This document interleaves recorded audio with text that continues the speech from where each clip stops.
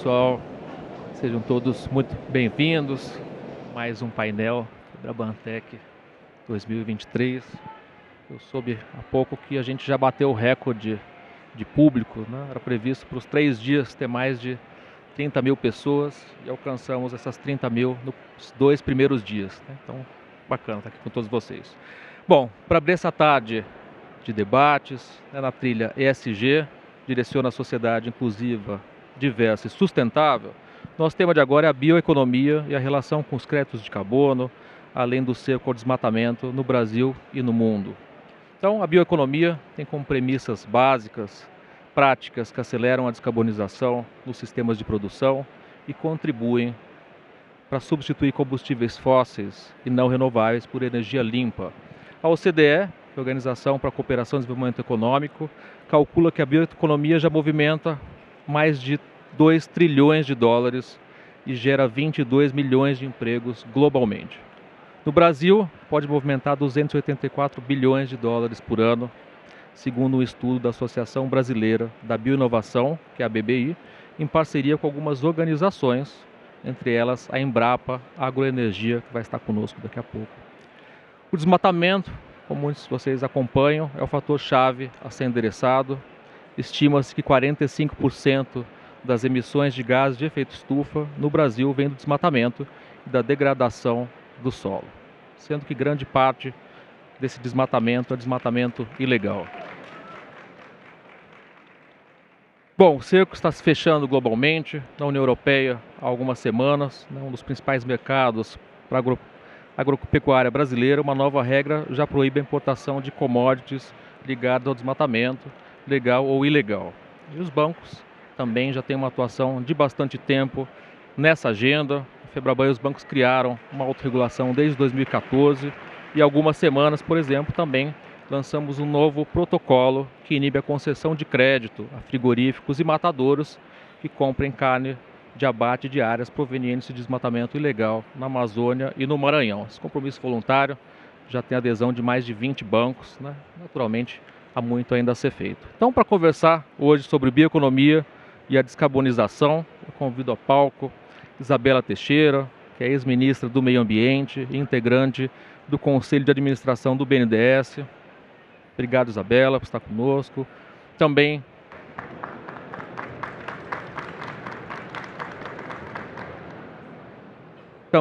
Mariana Oiticica, que é sócia e co-head de ESG, Investimentos Sustentáveis e de Impacto do BTG Pactual.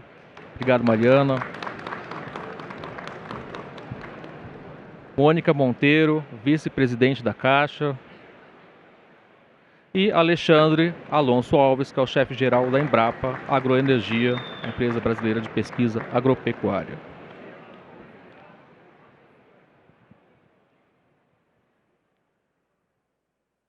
Obrigado pela presença de todos vocês, é um privilégio tê-los aqui.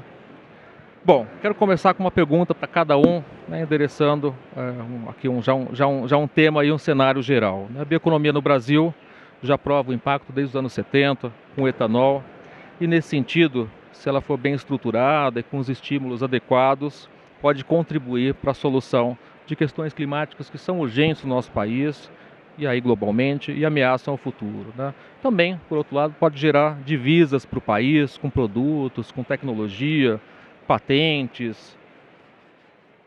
Então, esse crescimento naturalmente precisa de pesquisa, empresas e startups e políticas públicas que sejam focadas na descarbonização da economia. Então, começando com a Mariana.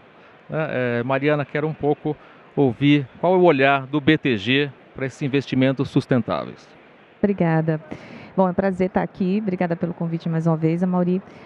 A gente montou a área de investimentos sustentáveis no banco com um olhar muito claro de que o banco tem o papel de influenciar positivamente a transformação de empresas e de negócios na direção de uma economia de baixo carbono, numa economia mais sustentável. Então, quando a gente montou essa área, a gente estabeleceu alguns pilares, né? O primeiro pilar é que qualquer produto, né, seria voltado para investimentos na região onde a gente está, que é a América Latina. Então, a gente está falando de Brasil e demais países da América Latina.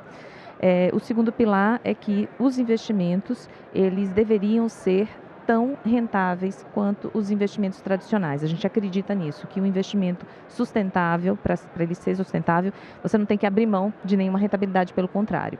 Então, a gente começou fazendo, ajudando, né, coordenando e distribuindo. Já havia coordenação e distribuição de investimentos, emissões verdes sociais sustentáveis no mercado de investment banking.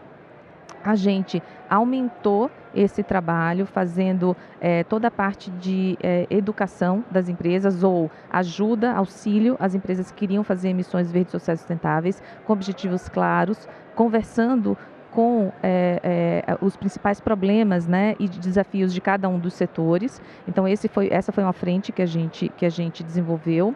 A outra frente que a gente desenvolveu no banco foram os fundos de investimento sociais ou de impacto ou sustentáveis. Esses fundos, eles têm como objetivo claro ter um efeito positivo ou na sociedade ou no meio ambiente, mensurável. E estão indo muito bem. E a outra frente que a gente tem explorado, e a gente vai falar um pouco mais para frente, é a frente de crédito de carbono. Então, porque a gente acredita que o Brasil, né, a nossa região como um todo, ela tem oportunidades muito grandes relacionadas a essa economia de baixo carbono, e a gente quer ajudar as empresas a fazer, né, essa transição e ajudar os clientes a se valer dessas oportunidades que existem, e são muitas. Bacana. Agora quero passar já para a Isabela. Isabela, qual a sua visão sobre o processo aqui de descarbonização? Do ponto de vista estratégico, qual que deve ser o papel de um banco de fomento como o BNDES? Bom, boa tarde a todos. Primeiro, Mauri, prazer em revê-lo e cumprimentar os demais membros dessa conversa e todos que estão aqui na audiência. Eu tenho uma posição um pouco mais adiante das coisas, talvez pela minha experiência e também pelo fato de que hoje eu opero globalmente. Então, a primeira questão não é só bioeconomia, são novas economias. Tá? Primeira visão é essa. Nós estamos falando de novas economias no mundo que compreendem a bioeconomia, a economia circular, o care economy. Nós vamos viver mais. Tá? Então vai ter uma demanda muito maior de recurso natural no mundo, demanda muito maior de comida, etc., num século que tem uma convergência de crises, de uma convergência da era climática com a era digital, a era biológica e a crise da democracia. Então tem que entender o contexto em que as coisas operam. Nós estamos falando de uma agenda de desenvolvimento, tá? E nós estamos, é uma nova maneira de viver, uma nova maneira de produzir, uma nova maneira de gerar riqueza, a nova maneira de lidar com as fronteiras, não somente as fronteiras que a ciência aponta como a questão do planeta, as chamadas planetary boundaries, mas as fronteiras sociais. Esse país tem um tremendo desafio, o mundo, o Global South, o mundo do Sul, tem um tremendo desafio de equacionar, lidando com equacionar a questão de baixo carbono, a descarbonização da economia global, mas lidando com a questão de reduzir e enfrentar desigualdades. Não tem como, isso não é só uma coisa do Brasil, isso é no mundo todo. Então, quando você pega essa visão, ela não pode ser só olhada na perspectiva do desmatamento da Amazônia. Desmatamento da Amazônia é um assunto do século passado, tá? Que infelizmente foi reeditado. O Brasil continua editando o passado e ele precisa ser um país de futuro. O Brasil está de volta? Bem, a questão é, Mônica, is the future back? Esse é o debate que interessa. Porque nós estamos falando não das futuras gerações, nós estamos falando das gerações no futuro. Que eu me incluo, né? Porque eu tenho uma ambição de viver mais vários anos. E depois me aposentar na Bahia. Você vê como eu sou uma pessoa pensando estrategicamente, não vai aumentar o nível do mar. Então, na realidade, a gente tem que entender que a discussão do Brasil nesse quadro é o seguinte: o Brasil é um país com alternativas. A segurança climática passa pela Amazônia, do mundo. O Brasil tem papel na geopolítica do clima. O Brasil é um país com singularidades, a Amazônia e o domínio do Atlântico Sul, 8.500 quilômetros de costa. Qual é a estratégia do Brasil para exploração offshore? Não só de petróleo e gás, se vai fazer phasing out, phasing down. Como é que ele vai lidar com a questão de geração de energia renovável offshore? Como é que ele vai lidar com mineração em alto mar? Isso são os debates emergentes. Não existe descarbonização do mundo sem minerais estratégicos. Qual é a proposta verde do Brasil de exploração de minerais estratégicos? Isso tem que estar na visão do país. O Brasil tem que querer ser protagonista, não porque a natureza nos deu ativos, mas pela capacidade de usar isso a favor da gente e a favor do mundo. É a expressão política de solidariedade. Então, a visão, para mim, é uma visão que ainda precisa ser colocada. Estamos no rumo certo, o contexto precisa ser contemporâneo. O Brasil tem uma agenda de clima que é diferente de todo o resto do mundo, porque a nossa agenda de clima é com base no uso da terra. Não, nossos gargalos, nossas emissões, 70% tem a ver com o uso da terra, sendo 50% vindo do crime, da ilegalidade, quase 50%. E o mundo discute a transição energética. O problema do mundo é a energia, o nosso problema é o uso da terra. Então o Brasil tem que resolver o seu assunto. Eu acho que nós temos todas as alternativas no Brasil para fazê-lo. Para isso precisa uma pactuação política inovadora com setores econômicos, acabar com a desconfiança entre as partes. O Brasil tem que parar de se auto-boicotar, construir consensos e convergências, entendendo as diferenças, e o Brasil é além da Amazônia. Tem que conectar a Amazônia ao Brasil e o Brasil à Amazônia. Se a gente não tiver esse sentido de contemporaneidade, a gente continua sendo a bola da vez sem exercer o papel da bola da vez. E essa bola da vez é de liderança por soluções e não lideranças por problema. Então eu quero sair da lista dos países que mais emitem para os países que mais reduzem. Essa é uma ambição que precisa ser pactuado com todos os setores, do setor financeiro aos setores sociais, entendendo os nossos desafios. Se não formos capazes de fazer isso, nós estamos operando no curto prazo e não conseguimos evitar os retrocessos do longo prazo. E é isso que o Brasil precisa pactuar. Soluções temos, alternativas nós temos, falta audácia. Nós temos que ser audaciosos e convido vocês a serem audaciosos de baixo carbono. Tá? E se quiserem, fundem uma igreja de baixo carbono, tem um Deus de baixo carbono também. Eu topo qualquer coisa para a gente ver melhor no futuro. Prometo para vocês. Obrigado, Isabela. Você tinha prometido que você ia trazer boas provocações, né? Bom, já passando aqui também para ouvir um pouco a Mônica, a Caixa, que tem como propósito, né, ser uma instituição financeira pública que fomenta a inclusão, o desenvolvimento sustentável, a inclusão social. Bom, quais ações estão em curso para a gente alcançar esse propósito e se já é possível mensurar resultados nesse tema? Bom, boa tarde, Mauri, boa tarde a todos, obrigada pelo convite, obrigada aqui pelos meus colegas de painel, pela companhia. É muito bom, me deixa com o coração quentinho, né, que a gente fala, estar aqui falando da atuação da Caixa nesse sentido. Porque esse propósito que você descreveu, que está na nossa declaração formal da última revisão que a gente fez, já nessa gestão, ele é um propósito que ele vem do DNA da Caixa. A Caixa ela foi fundada para apoiar o sonho dos brasileiros por liberdade e autodeterminação. Então, a Caixa ela foi fundada para acolher a poupança das populações escravizadas em busca da sua alforria. E nesses mais de 160 anos de história, 162 anos que a gente completou agora, é dessa forma que a gente busca atuar. Então, nós fechamos, por exemplo, o primeiro trimestre de 2023 com 62% da nossa carteira de crédito voltado para negócios sustentáveis. E assim, 62% é um percentual alto, mas eu vou trazer um número mais impactante ainda. A Caixa tem hoje a maior carteira de crédito do mercado brasileiro, um pouco mais de R$1 trilhão. 62% dessa carteira, a gente está falando de 685 bilhões de reais investidos no desenvolvimento sustentável brasileiro. Infraestrutura, educação, habitação, né, que é o carro forte da Caixa, agrosustentável, e isso sem mencionar sequer aquilo que são nossos serviços, como, por exemplo, o pagamento dos benefícios sociais, que só no ano passado foram mais de 240 bilhões. Se essa carteira de negócios sustentáveis da Caixa fosse um banco, só ela seria a terceira maior carteira de crédito do Brasil. Só que a gente acha que isso é bom, o número é muito expressivo, ele é fundamental para a gente conseguir dar esse salto que a Isabela trouxe, adorei as provocações, adorei a ideia de me aposentar na Bahia, né? Vou começar a incluir no meu planejamento estratégico de agora em diante. É bom, mas a gente consegue fazer melhor, porque a Caixa é o banco social, ela é a executora de políticas públicas e é o maior banco de varejo em número de clientes no Brasil. Então a gente consegue impulsionar isso mais. As mudanças que a gente fez recentemente, inclusive com a atualização do nosso propósito, missão do nosso planejamento estratégico, elas têm por objetivo trazer mais intencionalidade a isso, trazer mais foco e trazer escala.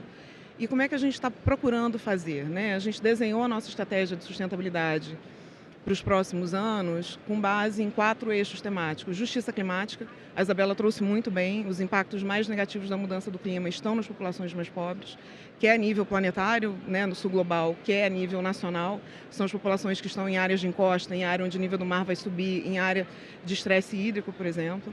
Então, como é que a gente faz essa transição energética, mas com inclusão social, com geração de emprego e com dignidade, né? Biodiversidade e serviços ecossistêmicos, o Brasil é detentor de um dos maiores capitais naturais do mundo. A gente precisa trazer mais valor agregado a isso.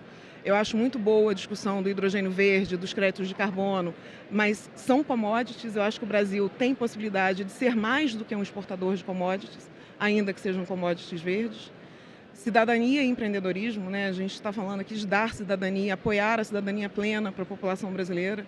Não aquela só de papel, mas que as pessoas não tenham um direito que ele existe, mas que ela não consegue exercê-lo. Então, que as pessoas consigam exercer os seus direitos e consigam ter agência sobre o seu futuro. E um outro eixo de transparência, porque é fundamental que a gente compartilhe isso com a sociedade, né?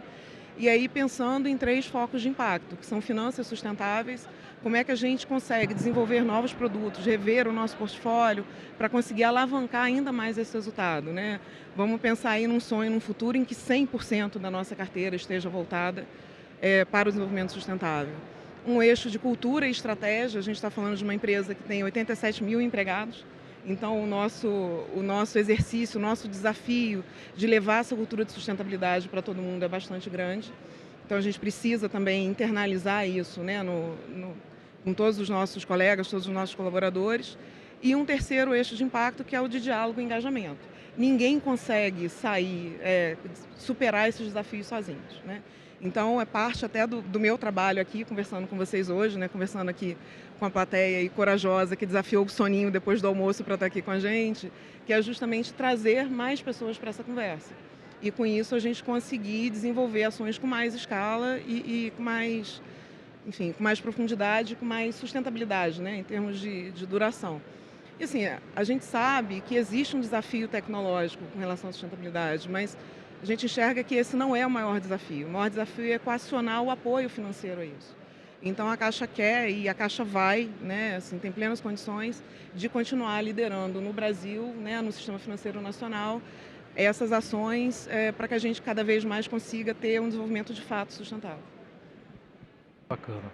Bom, saindo agora um pouco aqui do nosso setor bancário, né, e já perguntando para o Alexandre, né, Alexandre, como a Embrapa Agroenergia, né, que tem um foco aqui na pesquisa, em bioeconomia e biotecnologia, né, vê as prioridades, né, para essa agenda no nosso país.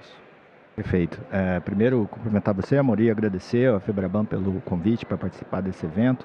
Para mim é uma satisfação poder estar aqui, principalmente por esse motivo, né? Eu estava comentando ali com a Mariana, com a Mônica, que eu me sinto um pouco de um peixe fora d'água aqui num evento bancário, porque minha área é basicamente biotecnologia, pesquisa agropecuária. Mas, por outro lado, eu fico muito contente de poder estar num evento desse porte, desse tema, tratando de um tema que é tão caro para a Embrapa, que é o tema do desenvolvimento da bioeconomia no país. Como a própria Isabela disse, o desenvolvimento da bioeconomia, ele traz atrelado outras economias, economia verde, economia circular, economia digital. É preciso um olhar bastante amplo nesse sentido. Bom, o que a gente vê em termos de pesquisa, principalmente pesquisa agropecuária, como prioridade para o país, para o desenvolvimento dessa bioeconomia? Eu colocaria 2 pontos que talvez, ao serem enunciados, podem parecer muito simples, mas que guardam um grau de complexidade bastante elevado. Bom, se a gente quer desenvolver e consolidar uma bioeconomia no Brasil, atrelada a essas outras economias, é preciso que a gente cada vez mais busque intensificar de forma sustentável a nossa agropecuária, a nossa agricultura. Como já foi bastante mencionado aqui, uma boa parcela das emissões de CO2 e de outros gases de efeito estufa vem de atividades associadas ao uso da terra. E ao mesmo tempo que a gente precisa equacionar, diminuir essas emissões, a gente também tem um outro desafio, né, que é assegurar segurança alimentar para a nossa população e também para a população do planeta, né? Com uma perspectiva de crescimento populacional acelerado, a gente tem um desafio de produzir mais alimento, de produzir mais fibra, de produzir mais energia, ao mesmo tempo que a gente precisa fazer isso com menores níveis de emissão. E a resposta para isso, obviamente, passa pelo aumento de produtividade, pela incorporação de áreas que já são áreas degradadas. A gente estima que o país tenha entre 40 e 60 milhões de áreas que poderiam ser incorporadas ao sistema de produção e assim produzir mais alimentos, fibras e energia com o uso de tecnologia adequada. A gente precisa implementar uma série de novas práticas que a gente vem já implementando ao longo dos últimos anos, mas que precisam ser estimuladas, que a gente está convencionando também chamar de agricultura de baixo carbono. Então, investir nessa intensificação sustentável da agricultura brasileira, ele vai assegurar que a gente consiga desenvolver a bioeconomia, ao mesmo tempo que a gente diminua as emissões e garanta a segurança alimentar. Mas, do mesmo jeito que a Mônica colocou, a gente também pode olhar mais adiante. Existe uma oportunidade grande para o país de se reindustrializar, ou talvez não se reindustrializar, mas de se neoindustrializar, pensando numa indústria verde, numa indústria de baixo carbono, numa indústria circular, e com isso a gente poder explorar as biomassas que estão disponíveis no Brasil e também a riquíssima biodiversidade para gerar bioprodutos de maior valor agregado.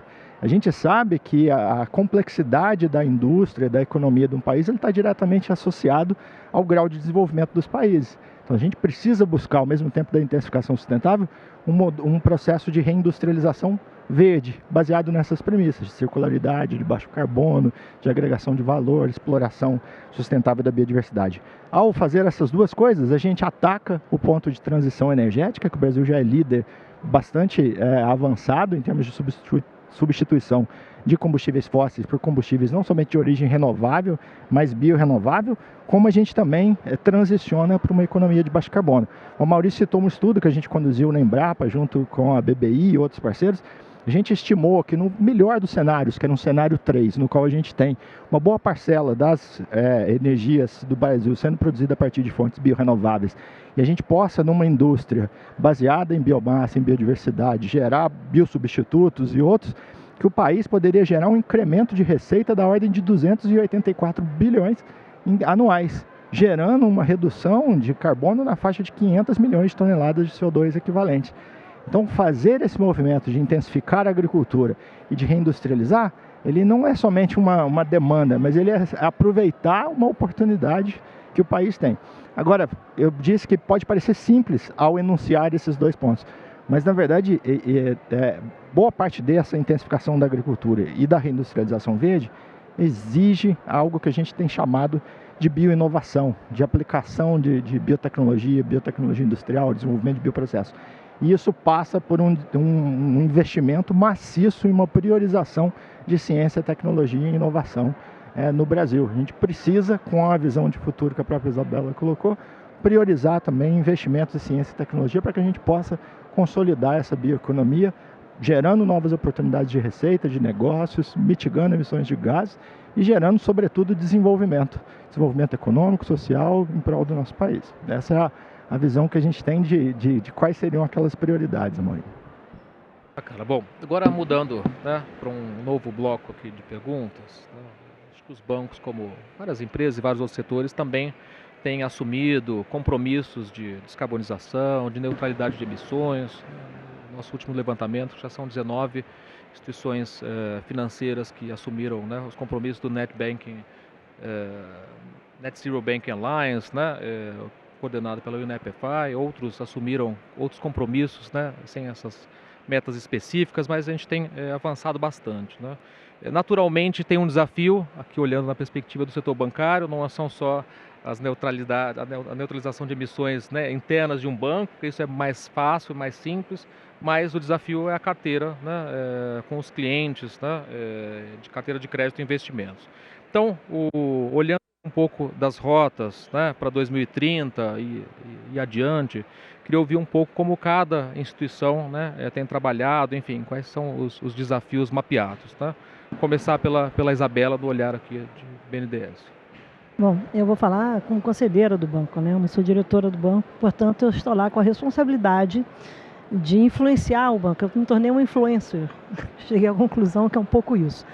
É o seguinte, eu vou falar isso muito objetivamente para os senhores, com mais de 30 anos envolvida com essa agenda, desde a negociação da Convenção de Clima na Rio 92. É uma agenda de desenvolvimento. Ponto. Segundo aspecto, é uma agenda de caráter geopolítico. Ponto.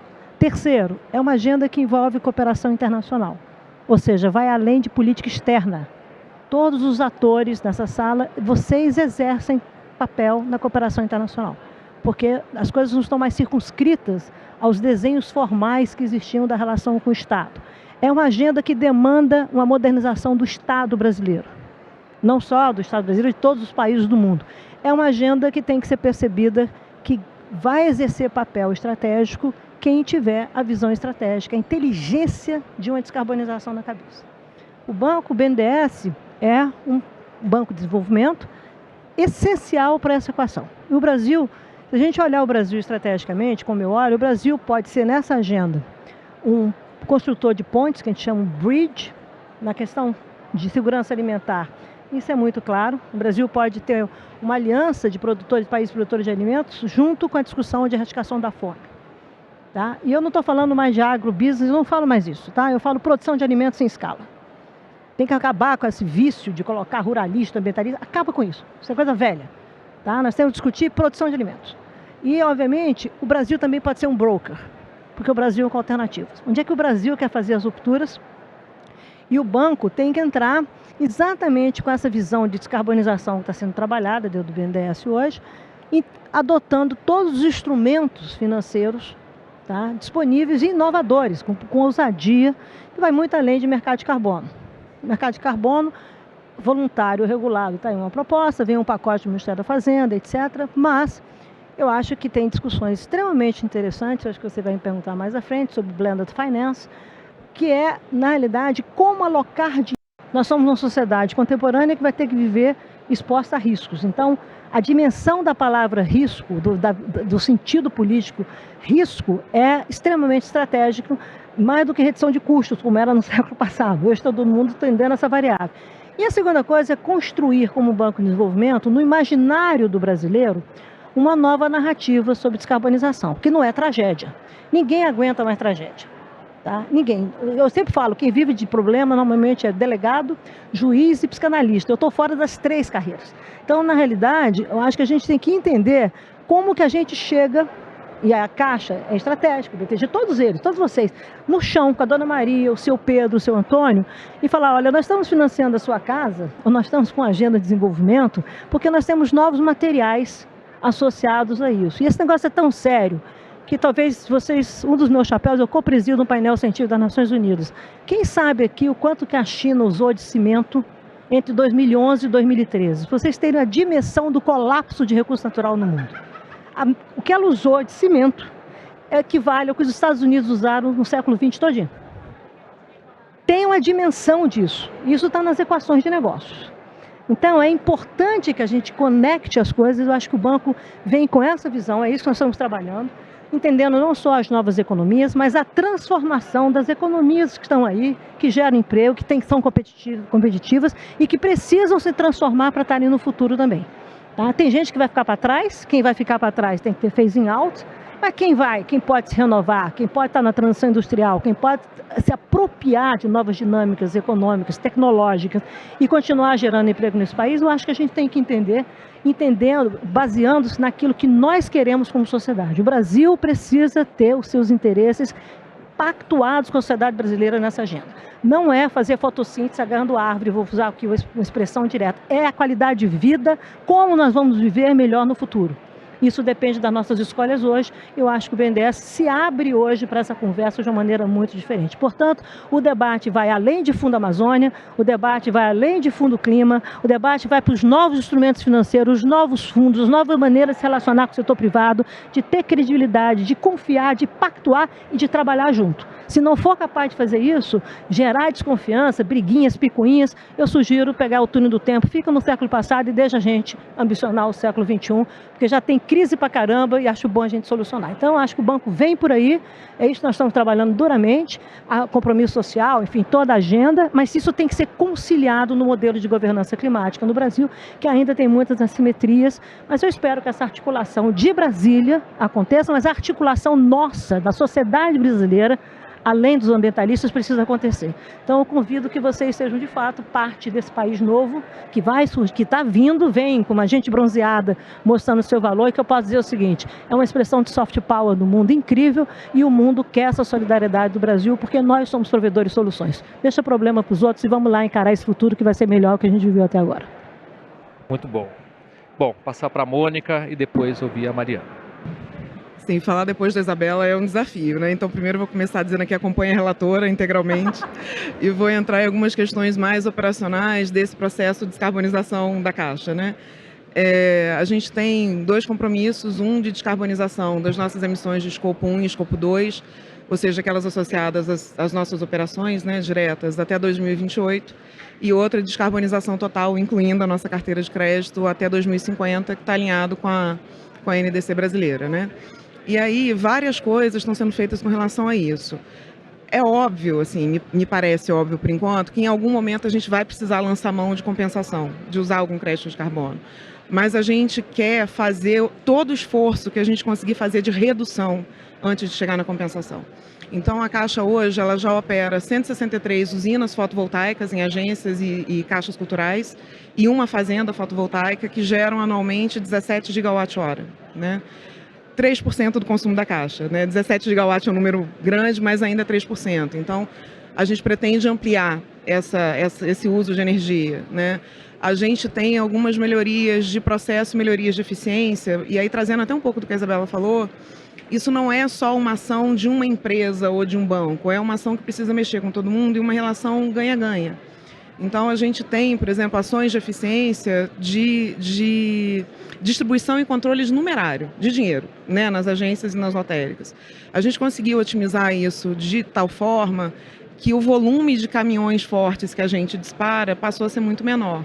Isso é bom para o meio ambiente, porque eu reduzi o meu consumo de emissões, é bom para a Caixa do ponto de vista econômico, porque eu reduzi a minha despesa, né, com custódia e transporte numerário, é bom para os nossos empregados que ficam menos expostos a riscos, porque o volume de dinheiro nas agências e nas lotéricas é menor. Então, a gente consegue, com essas ações, ir reduzindo, né, essas emissões. Saindo um pouco do carbono, a gente teve ações de eficiência no uso de água. A Caixa hoje consome 50% a menos que a média comercial, né? Também é um recurso natural, também é um recurso natural escasso. A gente tem dentro da nossa gestão de resíduos sólidos, a gente adota uma abordagem de economia circular. Então, a gente faz todo o possível para estender a vida útil do nosso mobiliário, dos nossos equipamentos, dos nossos, né, de TI ou não, e fazendo doações disso, para que outras pessoas consigam, né? Assim, a obsolescência de equipamento tecnológico para banco ela é muito rápida. Mas a gente não pode simplesmente, o equipamento está funcionando. Ele para um banco ficou obsoleto. Para uma escola, para uma ONG, para uma outra organização da sociedade civil, ele ainda funciona a pleno contento. Então, a gente faz esses movimentos de doação como uma forma de estender a vida útil e reduzir o consumo de materiais brutos. No último ano, a gente fez a doação de 81 mil itens, né, de bens que foram doados, né? Então, são ações que a gente está implementando para reduzir as nossas emissões diretas dentro desse compromisso de neutralizá-las até 2028, sem precisar simplesmente lançar mão de crédito de carbono. O próximo desafio, né, que acho que a gente vai abordar um pouquinho mais para frente aqui no painel, é descarbonizar a nossa carteira de crédito, né? Então, a gente já fez alguns movimentos, inclusive pioneiros no mercado. A Caixa foi o primeiro banco a financiar a geração de créditos de carbono, ainda sob o arcabouço do protocolo de Kyoto, né? A gente está falando de uma operação que foi realmente pioneira aqui no Brasil. A gente tem uma grande linha de eficiência energética, né? Como é que os nossos clientes podem ter o apoio financeiro para fazer as mudanças tecnológicas nas suas operações, né? Para que eles também consigam reduzir as suas emissões. Mas, assim, ainda é um grande desafio e eu vou deixar para falar um pouquinho mais para frente com mais detalhes sobre isso. Ótimo.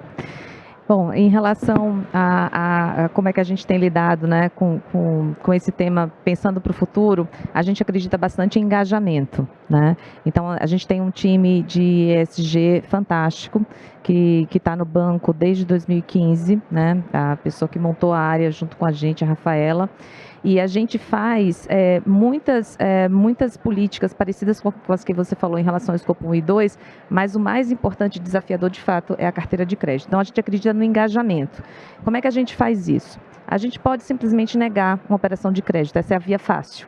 É a via fácil e a via bonita para os investidores, né? Porque a carteira de crédito ela começa a ter uma carga de emissões menor ao longo do tempo, porque você simplesmente negou.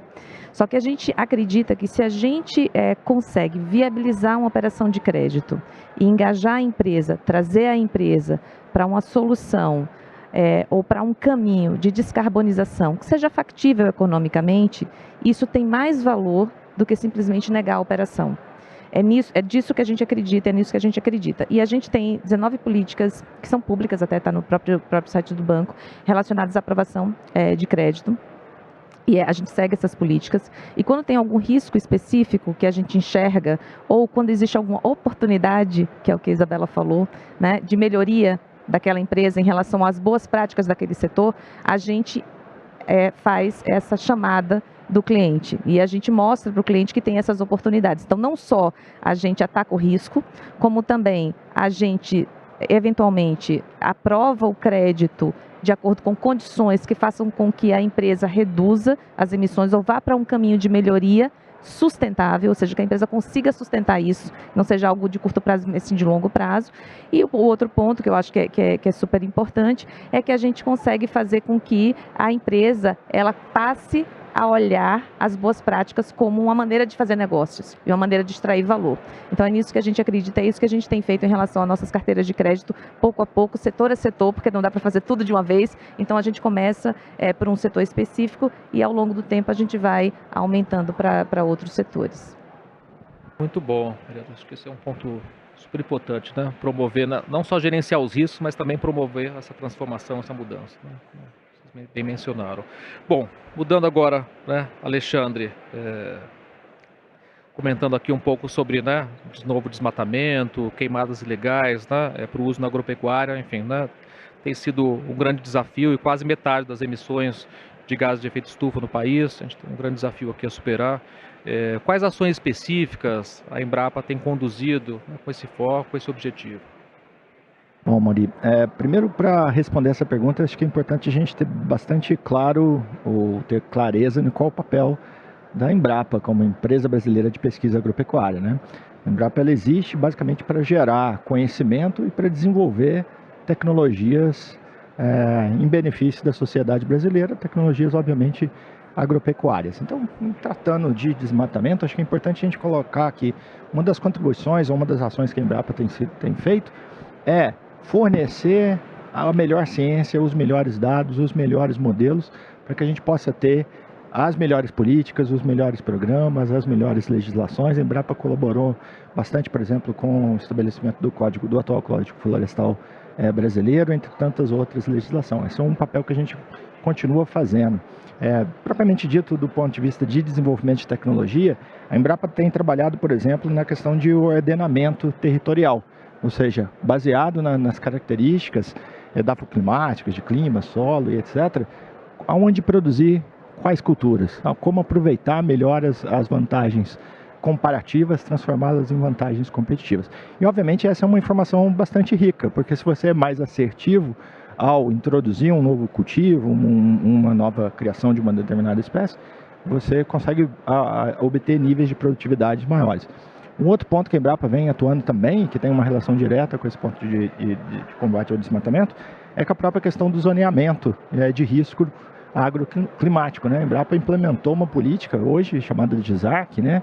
Inclusive com o apoio de diferentes bancos, Banco Central e etc., e que ele visa basicamente equacionar a questão do risco associado às atividades agrícolas e associado a isso, obviamente, ao mecanismo de crédito. Então, com isso, você consegue direcionar sistemas produtivos de uma maneira mais eficiente. Fora isso, a gente tem um conjunto de tecnologias que a gente está convencionando chamar de tecnologias poupa-terra. A Embrapa até editou um livro recentemente chamado Tecnologias Poupa-Terra. E o nome é exatamente isso. Se não fosse essas tecnologias, para que a gente tivesse a mesma produção, ou seja, a mesma quantidade produzida hoje pela agricultura brasileira, seja de grande porte, pequeno porte, etc., a gente precisaria, obviamente, de muito mais área. E quais tecnologias a gente está falando? Está falando de fixação biológica de nitrogênio, está falando de sistema de plantio direto na palha, está falando mais recentemente de integração lavoura, pecuária e floresta, ou seja, uma série de tecnologias que permitem aos produtores rurais produzirem mais numa mesma unidade de área e numa mesma unidade de tempo. Sem essas tecnologias, talvez a gente precisasse de mais áreas. Então, essas tecnologias elas têm esse efeito poupa-terra.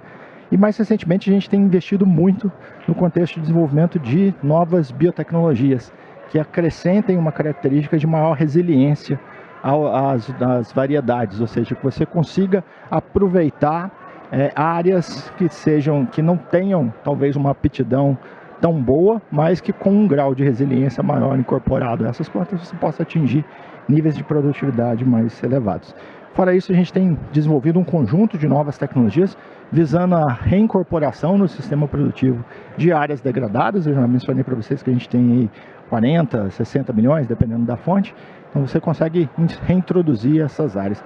E por fim, a Embrapa tem trabalhado também em questão de modelagem. Por exemplo, hoje, e essa modelagem ela é importante até dentro do contexto de crédito de carbono, etc. Por exemplo, toda a modelagem hoje em torno da Política Nacional de Biocombustíveis, que é o Renova Bio, que gera um crédito de descarbonização chamado de CBio, ela é baseada numa análise chamada de análise de ciclo de vida, que ela basicamente mede toda a entrada e saída de carbono, etc. no sistema. Então você consegue mensurar quanto de carbono a produção e a utilização, por exemplo, de biocombustível está mitigando nas emissões.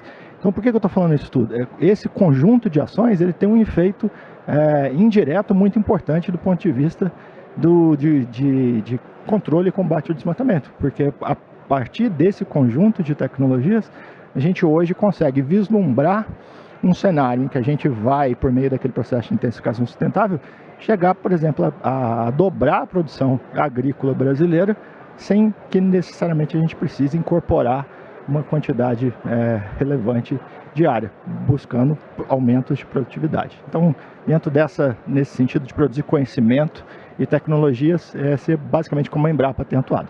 E, obviamente, tem outros órgãos que atuam mais diretamente sobre questão de controle, fiscalização, etc. Mas aí já não é tanto papel nosso. Obrigado. Bacana. Pessoal, eu vou dar uma enxugada em algumas perguntas, até pelo avançar da hora, porque eu quero ouvir um pouco vocês e outros temas, né?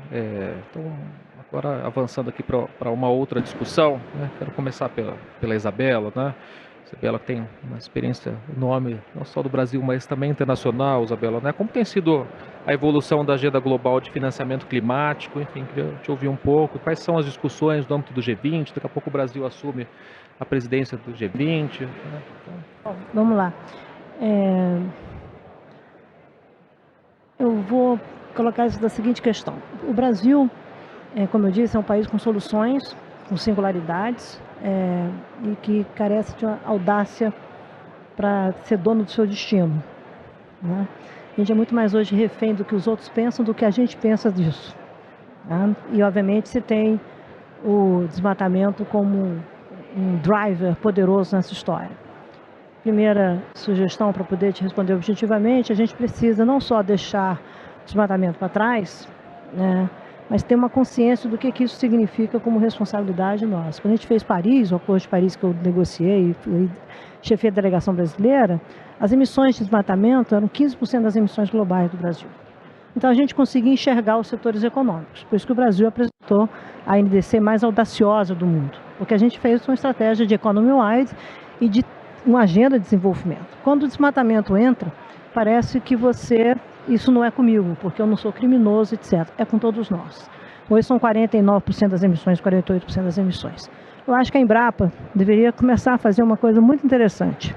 A Embrapa, o INPE, começar a mostrar a curva de emissões e a curva de emissão evitada por conta dessas tecnologias, dessa mudança. O brasileiro precisa ter consciência que está mudando. Tem que parar. O que é ilegal a gente combate, o que é informal a gente vai formalizar, o que é resultado bom tem que ser reconhecido e tem que ganhar escala. O Brasil tem que aprender a debater a transição. E por que eu estou dizendo isso? Por causa da sua pergunta. Tá? A discussão no G20, que o Brasil vai ter 3 anos de palco global, né? Além da eleição do presidente Lula. A reunião agora em agosto da cúpula da Amazônia, em todos os países da Amazônia, e portanto o Brasil está conduzindo uma agenda para que o mundo conheça a Amazônia e os brasileiros e os países amazônicos se conheçam, porque a gente consegue ter cooperação com a China e não consegue andar junto com o Peru, com a Colômbia e com a Bolívia. Vou contar isso para vocês. É impressionante a nossa distância dos vizinhos. Segundo, a gente tem o G20, que a agenda do Brasil ainda vai ser definida, o que o Brasil vai querer enfocar como prioridade. Eu acho muito difícil o tema climático não estar. Tá? E depois tem a agenda da COP30, que muitos no Brasil tratam como a COP da Amazônia. Ela será uma COP em Belém, supostamente, mas ela é uma COP que significa Paris mais 10 anos. Portanto, é a COP que vai definir de 2025 até 2035 a última década de transição, qual é a ambição do Brasil. Isso significa você ter uma visão estratégica que começa a ser construída hoje, tá? Com a questão da cúpula na Amazônia, e que tem que passar por os setores econômicos, passa pelo G20, passa pela COP30 e passa por uma visão 2025, 2035. Quem nessa sala está discutindo isso? Ninguém. Ninguém. Vocês estão completamente distantes. O Brasil está distante disso, porque o imaginário político do Brasil não está nisso ainda. Então, o nosso trabalho é construir os espaços políticos que vão além, Mônica, de Brasília. Tá? Eu nasci em Brasília, então posso falar de Brasília com toda tranquilidade, tá? E vivi quase toda a minha vida lá. Mas a grande verdade é o seguinte: o Brasil precisa querer essa agenda. Ele precisa, de fato, entender como que o setor financeiro, como que o setor de negócios, como o setor da agricultura, querem influenciar como essa agenda. E trabalhar propostas entre nós mesmos, sociedade, setor produtivo, para conversar com o mundo e conversar com Brasília, conversar com o Congresso, mostrar que a modernização, isso não é uma agenda de comunistas, como o Congresso Brasileiro, numa recente pesquisa, identificou. Tá? Não é isso, pelo contrário. Tá? É uma agenda de desenvolvimento de interesses nacionais e que passa por esse crescimento do país, pela inclusão política e social do país, a solução da questão da descarbonização. Então, me parece que a gente tem que descer do salto de temas intangíveis, como o G20 é uma reunião de ministros, da Fazenda, de chefe de Estado, e entender como que isso vai estar no nosso dia a dia, por exemplo, aqui em São Paulo. Como é que isso muda acesso à tecnologia? Como é que o brasileiro entende que a narrativa de clima não é uma narrativa de tragédia, que é uma narrativa que nós estamos vulneráveis, estamos expostos a riscos, mas nós temos soluções para construir. Que a gente eventualmente pode pegar novos materiais, como por exemplo o reflorestamento, e gerar nas comunidades mais pobres uma estética de habitação que os países nórdicos geram. E aquele que hoje nas favelas são os mais pobres dentro da hierarquia passam a ser o contemporâneo, porque a estética da madeira, a estética de novas construções, o mundo está indo atrás disso e o Brasil ainda discutindo o desmatamento. Então tem que ter um compromisso formal nosso, que nós queremos desmatamento fora da nossa vida, porque nós vamos ser capazes, como consumidores, de escolhermos esse caminho, e por outro lado, tem que ter um compromisso formal de entender que o Brasil vai além de Brasília, né? E que, portanto, o governo tem que se abrir a um diálogo e o setor privado, o setor financeiro, a sociedade civil também deve ter uma agenda mais elaborada. Eu acho que é por aí que você chega no G20 mais maduro e chega numa COP30 mais alinhado com os interesses globais. A COP30, o global issue, o tema global da COP30 é Paris mais 10, não é uma COP na Amazônia. Tá? Que bom que vai ser na Amazônia, eu espero que tenha estrutura para isso, mas são os próximos 10 anos, gente, e é chave porque a gente está chegando a 1,5 grau, quer dizer, um dos cenários, o IPCC já desenhou para 2035 um possível cenário de aquecimento de 1,5 grau, e isso passa a ser disruptivo. Então, nós já estamos vivendo 1,1 graus, tá? Esse é o número de acúmulo até agora, indo para 1,2. Esse ano já bateu 1,5 de aquecimento médio, tá? Como pico. Tá aí o El Niño, então aí vamos viver os próximos 2 anos situações muito incertas em relação ao clima e ao tempo. Agora, não quer dizer que a gente não possa manejar, e eu acho que a gente tem que mobilizar o Brasil pela capacidade de produzir soluções. Nós ainda estamos todo dia vendo no Jornal Nacional o desmatamento. Nós não estamos concomitantemente vendo as soluções que estão sendo aplicadas, gerando escala e que por onde o Brasil vai. O Brasil precisa confiar no Brasil. Precisa acreditar no Brasil, tá? Aí o mundo vem atrás, se eu posso assegurar. Então, o G20, para mim, é um primeiro passo para a gente ir para a COP30, acho que vai ser importante, ter uma agenda aí possivelmente muito interessante pelo que eu estou sabendo que vem. E eu vou dar aqui em primeira mão, um processo junto com a embaixadora Laurence Tubianá, que foi a negociadora-chefe de Paris. Nós duas vamos começar um processo de consulta global sobre o que o mundo quer do Brasil na COP30. Eu vou convidar vocês a se juntarem, nós vamos fazer grupos para ouvir e levar isso para Brasília mais arrumado, numa linguagem de engajamento, de inclusão e de solução. Vamos lá. Bom, conto conosco. Bom, obrigado, Isabela. Agora passando para a Mônica. Mônica, a Caixa vem investindo em sustentabilidade, empreendedorismo. Você já comentou um pouco sobre também o desafio e a importância da inclusão econômica e como isso pode impactar a conservação do meio ambiente, né? Queria que você detalhasse um pouco mais, né, esses desafios, o olhar da Caixa. Bom, a gente no setor financeiro, a gente se acostumou nos últimos anos a usar a sigla ASG como sinônimo de sustentabilidade. Eu vou voltar um pouquinho no tempo, assim, a sigla de ambiental, social e governança, ela é muito importante, até num contexto de avaliação de ativos, né, que a Mariana trouxe na primeira intervenção dela, mas ela veio desse contexto, ela veio de um contexto do sistema financeiro para o sistema financeiro. Como é que eu incluo nas minhas avaliações, como é que eu incluo no meu valuation aspectos que não sejam simplesmente de rentabilidade? Ela tem essa função. E aí, na medida que a gente passa a usar isso como sinônimo de sustentabilidade, a gente perde de vista a perspectiva econômica da sustentabilidade, né? A sustentabilidade, a gente fala dos três pilares, social, ambiental e o econômico. E eu acho que a gente precisa retomar isso, porque quando a gente fala de preservação ambiental, a preservação ambiental, sem a gente dar alguma alternativa de desenvolvimento econômico, cai nisso que a Isabela chamou de mudança do clima, é uma agenda de causa, é uma agenda de problema, e não uma agenda de soluções. Quando a gente consegue casar as duas coisas, a gente consegue sim levar isso para frente, até engajando e conquistando essas pessoas. Porque todo mundo aqui, né, na plateia, todo mundo, não só na plateia, todo mundo que está aqui participando da FEBRABANTEC, todo mundo, em sentido amplo, tem esse desejo de prosperidade e de segurança financeira para si e para sua família. Se a única alternativa que essa pessoa vislumbra, que essa família vislumbra, de conseguir o mínimo necessário para a sua sobrevivência, passa por desmatamento, passa por assoreamento de rio, é essa alternativa que vai ser perseguida. Então, quando eu falo que a gente precisa unir as agendas de desenvolvimento econômico, a agenda de desenvolvimento social com a agenda de conservação e reparação ambiental, é dentro dessa perspectiva. A gente precisa dar essas alternativas para que as pessoas se desenvolvam plenamente, senão a gente não vai conseguir ter a proteção ambiental como um objetivo de todos. A gente vai continuar tendo a segregação do ambientalista, do pecuarista e do industrialista, etc. A gente precisa reunir essas agendas de novo, né? Então, quando eu converso com a minha equipe, eles dizem, porque a ESG, você fez, vamos voltar um pouquinho, a gente aqui está falando de sustentabilidade, está falando de desenvolvimento sustentável, né? Não necessariamente de avaliação de ativos e daquilo que precisa ser considerado. E aí, dentro dessa perspectiva, falei um pouco, né? Comecei a falar dos nossos esforços de descarbonização da carteira. É claro que a gente começa sempre por aquilo que a gente pode ter mais impacto e ter uma maior escala, que no caso da Caixa passa por habitação. E aí, uma visão da moradia, uma visão no sentido um pouco mais amplo, não é só o teto sobre a cabeça, mas uma visão de qualidade urbana, uma visão de acesso à oportunidade de trabalho, uma visão de acesso aos equipamentos de lazer, de saúde, de educação, e sim uma moradia que seja segura, né? Então a Caixa já desenvolveu há alguns anos e a gente faz revisões constantes para que ele esteja cada vez mais aliado às novas tecnologias, do selo Casa Azul da Caixa, né? E esse selo ele é um selo que ele classifica todos os projetos de habitação que querem, é um selo voluntário, né? Que os nossos clientes querem certificar, nesses quesitos de gestão de resíduos da construção, de projeto, de adequação ambiental, de qualidade urbana, e quanto mais alta a pontuação que esses empreendimentos conseguem, a gente consegue dar condições melhores de financiamento. Isso vale tanto para as nossas habitações aqui, que a gente compra, né, enquanto pessoa física, quanto para aquelas que a gente financia para a produção.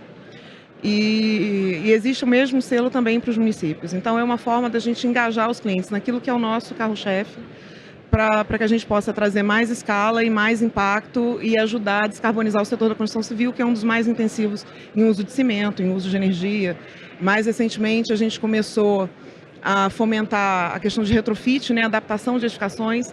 A gente fala de reciclagem de latinhas, reciclagem de vidro, mas e a reciclagem dos nossos edifícios, né? Isso é uma coisa que a gente precisa tratar. Em geral, são edifícios abandonados que estão em áreas de infraestrutura urbana plena e que eles estão vazios. Como é que a gente faz para reocupar esses edifícios? E isso tanto dentro da própria Caixa, como também em atuação com as políticas públicas de habitação do governo federal, como Minha Casa Minha Vida, que também já está trazendo vários requisitos de sustentabilidade, tanto para a localização do empreendimento, quanto para o seu projeto e para a sua construção. Muito bom. Bom, passar para a Mariana, vou fazer uma pergunta e até já pedi também para um um encerramento, né, para sua fala final, e depois eu sigo para o Alexandre né, e sigo também com Mônica e Isabela. Mas, Mariana, bom, o BTG investiu recentemente na Sistêmica, que é uma empresa que implementa projetos de redução de gases de efeito estufa, comercializa ativos, e vocês têm sido uma liderança também nas discussões de créditos de carbono. Eu queria ouvir um pouco em que medida ela faz parte da estratégia do banco, né? Enfim, ouvir um pouco você. Tá também ótimo. as suas considerações finais. Tá ótimo. Então, primeiro eu quero dizer que eu concordo com a Mônica e com a Isabela, no sentido de que o crédito de carbono não é o fim, né? Ele é o meio, ele é uma passagem que a gente vai se utilizar dele até chegar à descarbonização da economia. Obviamente, a gente acha que os setores eles têm que agir para ter uma menor emissão, né, de gases de efeito estufa, e o crédito de carbono ele passa como uma solução temporária, né, para essa transição. Então, quando a gente decidiu adquirir uma participação minoritária dessa empresa, o nosso objetivo é primeiro entender como funciona esse mercado de carbono voluntário, tá? O regulado é uma commodity, não existe ainda no Brasil, existe o mercado de CBIOS, que enfim, não é bem o mercado de carbono regulado, mas existe o mercado voluntário, que tem uma oportunidade grande, especialmente ali no bioma amazônico, mas também existe oportunidades no Cerrado, existe oportunidades na Mata Atlântica e aí por diante. O que é que a gente visualizou de oportunidade aí? Então, existe um cinturão, né, de desmatamento ali no bioma amazônico, em que é possível fazer com que a gente consiga mostrar aquela população, ou os povos originários, ou a população ribeirinha, ou quem esteja ali naquela região de desmatamento, que é possível você se manter ali, né, manter a floresta em pé, e ter recursos de acordo com essa exploração do crédito de carbono. Então, a gente entende que essa é uma oportunidade. No futuro vão ter oportunidades relacionadas, na nossa visão, para a agricultura também, em que você consegue mensurar, né, quanto você conseguiu evitar de emissão de gases de efeito estufa, o quanto você conseguiu capturar com uma tecnologia nova. E a partir daí você consegue monetizar, e nesse sentido a gente entende que a Sistêmica ela é uma empresa que vai nos ajudar a ter o know-how necessário nesses projetos. E uma coisa que a gente aprendeu também, eu tenho aprendido, é que um projeto de crédito de carbono, da manutenção da floresta em pé, por exemplo, ele não é uma commodity de que sentido. Cada projeto tem sua peculiaridade e é preciso analisar não só o projeto em si do ponto de vista ambiental, mas também o impacto social que você tem ali naquela comunidade também, o que você está fazendo em relação àquela comunidade. Isso a gente tem aprendido e a gente acha que isso vai ser extremamente importante para valorizar o crédito, ou seja, na nossa visão, um crédito de carbono no mercado voluntário, ele vai variar de valor de acordo com a sua responsabilidade, de acordo com como esse projeto é desenhado e é executado na prática. Então, essa é uma das oportunidades, mas é isso, a gente enxerga esse mercado da descarbonização da economia como oportunidade de fazer novos negócios, oportunidade de ganhar dinheiro como investidor. Muito bom. Olha, eu ficaria aqui conversando com vocês a tarde toda, né? Mas nosso tempo está chegando ao fim. Vou pedir para cada um, né, em 1 minuto, né, deixar uma mensagem final, enfim, né? Começando com o Alexandre. Por favor, Alexandre. Bom, primeiro, parabenizar de novo pela escolha do tema e para trazer esse tema tão relevante aqui para esse evento. Uma mensagem que eu queria trazer é que eu acho que, do ponto de vista técnico, eu estava comentando isso mais cedo ali, virtualmente, e eu falo virtualmente porque a gente pode produzir todo químico, biocombustível, bioproduto que é produzido de origem fóssil por meio de via biológica, né? Para isso a gente precisa desenvolver ciência, tecnologia, investir no desenvolvimento de novas bioindústrias, e eu tenho certeza que ao tomar essa iniciativa, a gente vai conseguir dar passos bastante largos em direção à consolidação da bioeconomia, da economia verde, da economia circular, e também para transicionar para uma economia de baixo carbono. Então, o recado que eu queria deixar aqui é discutir consolidação da bioeconomia tem que passar por uma discussão bastante séria sobre o desenvolvimento de ciência, de tecnologia e inovação. Sem inovação, a gente não atinge essa bioeconomia, nem essa transição energética que a gente está buscando. Então, convido cada um de vocês aqui a sempre refletir, buscar inserir nas suas falas também essa necessidade. O Brasil fez esse caminho com a agricultura e pode fazer também no desenvolvimento de uma nova indústria verde, desenvolvimento da bioeconomia. Obrigado. Obrigado, Alexandre. Mônica, por favor. Bom, agradecer novamente o convite. Eu achei o formato do painel muito interessante, porque trouxe a pesquisa, trouxe a inovação e trouxe bancos que atuam em nichos diferentes, né, que tem essa atuação que se complementa. Eu acho que a Isabela trouxe isso muito bem, não é uma questão de concorrência, é uma questão de coordenação. E é isso, é um convite a todos aqui ao diálogo, que a gente continue nisso, que a gente faça uma atuação conjunta, porque realmente não adianta a Caixa deixar de financiar, o BTG deixar de financiar, o BNDES deixar de financiar, porque alguém vai financiar. Então a gente precisa de um movimento coordenado para que a gente consiga fazer essa agenda avançar no país. Obrigado, Mônica. Mariana. Pode falar, eu termino com a Isabela. Então tá ótimo. Não é que eu finalizei já na outra fala, mas é isso. Porque a gente acha que a gente tem muitas oportunidades de negócio, é possível fazer de forma sustentável e é possível ganhar dinheiro com essas soluções, né? Não é uma questão de ideal, é uma questão de futuro, como bem a Isabela falou. Bom, então pegando essa fala dela, o futuro não existe, as decisões são hoje. Tá? São as decisões tomadas hoje que vão definir um futuro melhor ou não. Eu acho que a gente no BNDES tem uma decisão estratégica de ser um banco que vai descarbonizar, que vai se voltar para isso de fato. Tem os trade-offs de curto prazo, e é isso mesmo, o país vai ter que viver essas contradições. Você não abandona modelo de noite para o dia, você trabalha a mitigação, etc. Agora eu quero dizer a você o seguinte, tem uma ambição lá da gente ser uma referência em Blended Finance, tá? E mudar essa discussão sobre como alocar recursos de maneira mais estratégica para financiar desenvolvimento e para lidar com essa agenda de clima, sustentabilidade, biodiversidade, etc, etc. Agora, o que eu posso dizer para vocês é o seguinte, acreditem que esse país tem jeito e depende da gente. Então, eu convido vocês todos a, de fato, tá, independentemente de posições políticas e ideológicas, a não ser os mais radicais, aí não tem jeito, né? Mas, independentemente disso, vocês estão convidados a discutir um Brasil melhor, mais justo, verde ou rainbow flag, ontem foi o dia da diversidade, não interessa. Tá? É um país mais justo e um país que as escolhas passam por nós. E essas escolhas são contemporâneas, não mais do passado. Vamos deixar o desmatamento lutar.